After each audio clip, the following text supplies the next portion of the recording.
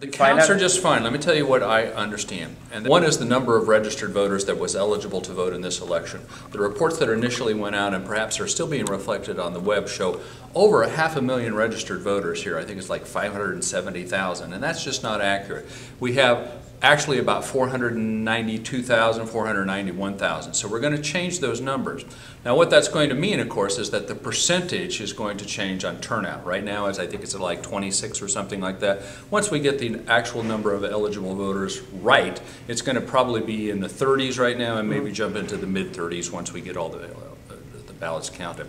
The other thing that happened is that when we started counting polling place ballots, not the early ballots through the mail, but the polling place ballots itself, it's supposed to say, for example, the city of Tucson has 0 number of precincts reporting out of 135 eligible. Right. Once we started counting the polls, it's remained at 0.